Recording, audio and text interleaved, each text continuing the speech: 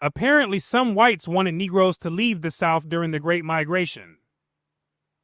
They talked big talk, as if it were better for the Southern society for Negroes to leave.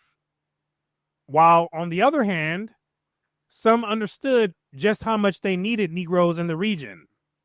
So they voiced their opinion to support that. So we'll hear the opinions from both sides as they dealt with the dilemma of blacks leaving the South to go north in the early 1900s. We'll be continuing to read from the 1920 book titled Negro Migration During the War, written by Emmett J. Scott. Prudence. There were two views as to the effect of the migration on the South. One view held that the movement would benefit the South in that the Negro population would be more evenly distributed over the entire country, and as a result, the race problem would be more truly national. This view saw Negroes leaving the South as a good thing, because it would relieve the South from bearing the full weight of the race problem, and it would force the rest of the country to deal with the social and political tensions that came with having a large black population. The other view was that Negro labor was a necessity for the South, and the drawing of a considerable part of this labor north was seriously detrimental to the South's economic interests. If all the blacks went north, then the Southern economy would go south. And that's not what the Southerners wanted. So these were the two views regarding Southern blacks migrating to the North in the early 1900s. Now, more specifically, here's what was said about the benefits of blacks leaving.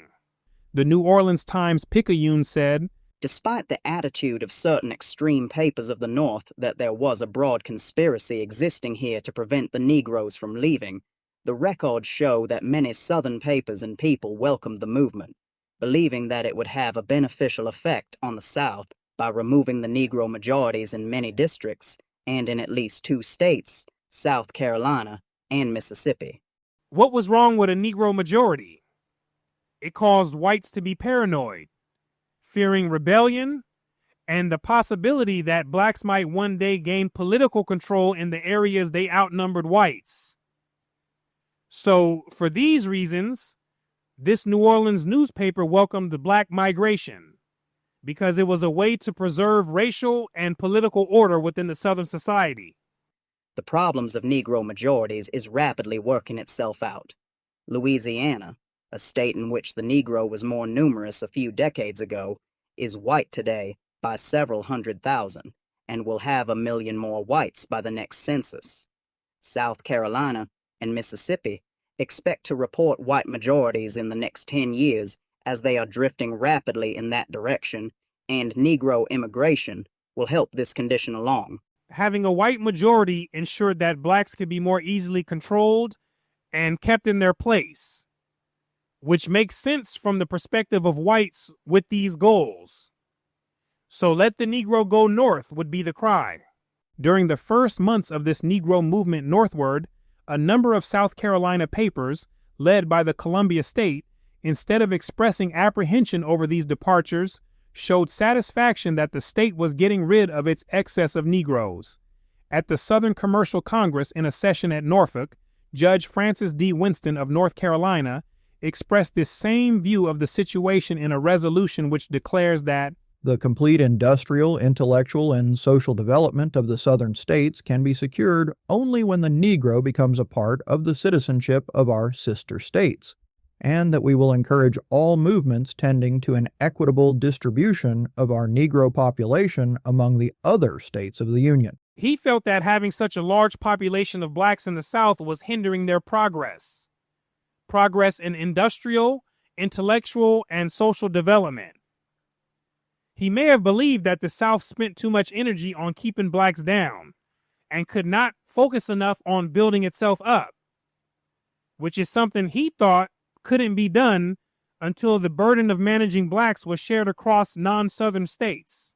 A comment of the Nashville Banner was, "From a logical point of view that looks beyond immediate emergencies, the Southern whites should encourage Negro immigration to the North, not for the cynical motives that impelled the late Honorable Jeff Davis while governor of Arkansas to pardon Negro convicts on condition that they go to Massachusetts to live, but to relieve the South of the entire burden and all the brunt of the race problem, and make room for and to create greater inducements for white immigration that the South very much needs.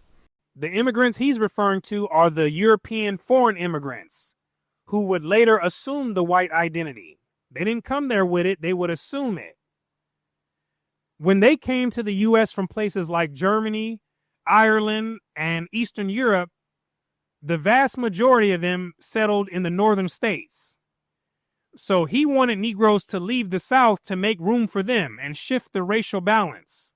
Some thousands of Negroes going north every year and a corresponding number of whites coming south would affect a distribution of the races that would be in many ways beneficial, and that, at the very least, would take away from the race problem all sectional aspects, which is, and has always been, the chief cause of sectional ill feeling. And it would, in the end, give the South a homogeneous citizenship. He's suggesting to spread the race problem throughout the country, so it's not just seen as a Southern issue. That way it could take some of the heat off the region and reduce some of the tension between the North and South. Tension he claims to have always been rooted in the race problem.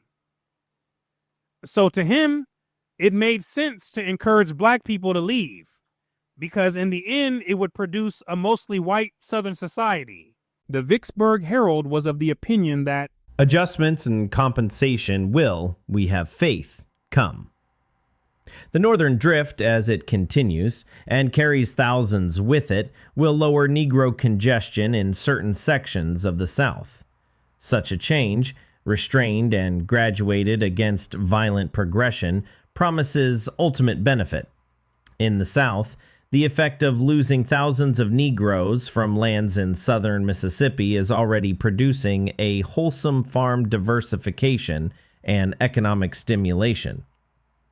Then, too, a more equitable distribution of the sons of Ham will teach the Caucasians of the northern states that wherever there is a Negro infusion, there will be a race problem, a white man's burden, which they are destined to share. That's right.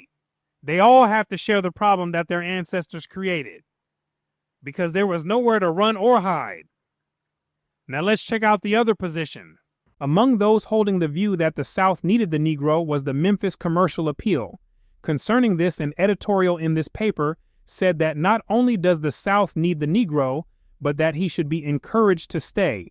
The enormous demand for labor and the changing conditions brought about by the boll weevil in certain parts of the South have caused an exodus of Negroes, which may be serious. The boll weevil is a pest that attacks cotton plants. And beginning in the late 1800s, there was this massive outbreak in the South, where these insects devastated much of the cotton industry, which created job losses. While this was happening, the North experienced a labor shortage because of World War I. So the combination of disappearing jobs in the South and labor shortages in the North contributed to many Southern Negroes leaving to go north. Great colonies of Negroes have gone north to work in factories, in packing houses, and on the railroads. They might go to sleep one night and have a whole county full of Negroes. Then awaken at sunrise to find out that great colonies of Negroes have suddenly vanished. They've gone to the north to work in factories and on the railroads. Some of our friends think that these Negroes are being taken north for the purpose of voting them in November. Such is not the case.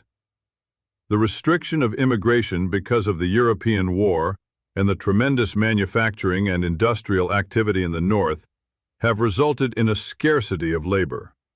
The Negro is a good track hand. He is also a good man around packing houses, and in certain elementary trades he is useful. Which is why they were raptured from the South.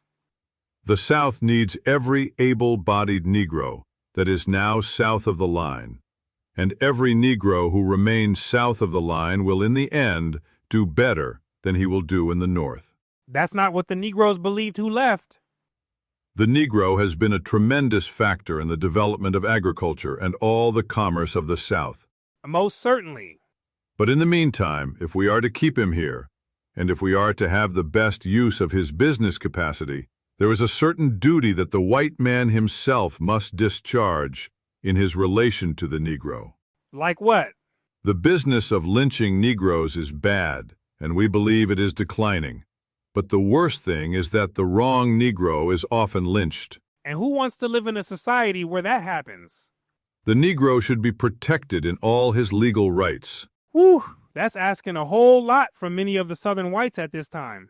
Furthermore, in some communities, some white people make money at the expense of the Negro's lack of intelligence. Unfair dealing with the Negro is not a custom in the South. It is not the rule, but here and there the taking of enormous profits from the labor of the Negro is known to exist. I find it difficult to believe that this was occasional. But go on. It should be so arranged that the Negro in the city does not have to raise his children in the alleys and in the streets.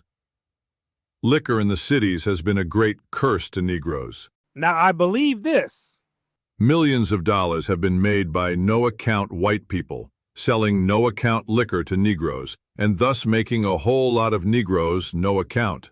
Which in my opinion is unacceptable activity for both the seller and the buyer. Happily, this business is being extinguished. The Negroes who are in the South should be encouraged to remain there, and those white people who are in the boll-weevil territory should make every sacrifice to keep their Negro labor until there can be adjustments to the new and quickly prosperous conditions that will later exist. The Inquirer's son further emphasized the fact that the South needs the Negro. With the certainty that a number will differ with us, we state that the Negro is an economic necessity to the South. Our plantations are large, our climate is peculiar, and we ourselves are not accustomed to doing the work that we ask the Negro to do. This is one of the keys right here. It was mostly about doing labor that whites were not good at doing or did not want to do. They viewed blacks as a tool to be used for this purpose. Serious labor conditions have confronted us before, and it is exceedingly rare to find the native land-owning white farmer who has been accustomed to employ Negro labor, taking the Negro's place when the Negro leaves his neighborhood. The same conditions exist in the industries where we of the South have been depending upon the Negroes as artisans in our industries or mines. The South has refused to accept immigration as a means of supplying our demands for labor. Talking about the European foreign immigrants. The farmers stand up and howl about preserving the pure blood of the South and invent all sorts of reasons for prohibiting the immigration of the same classes of people who have been making the North and East rich for years. The same classes that build the eighth wonder of the world, the Middle West. Now, if we are going to prohibit immigration, we must consider the economic status sufficiently seriously to preserve the only reliable supply of labor which we have ever known. That is the Negro. They better do something quick. We should ponder over the situation seriously and not put off until tomorrow its consideration, because this movement is growing every day. We should exercise our influence with our landlords and our merchants to see that a fairer division of profit is made with the Negro, and should watch the prices charged him as well as the interest charged him. We should see that the industries offer and pay to him a full and fair wage for his labor, which will compare favorably with the wages offered in the East. We should see to it that the police in our towns, cities, and counties cease making distinction between the Negro and the white man when the Negro is not absolutely known to be a criminal.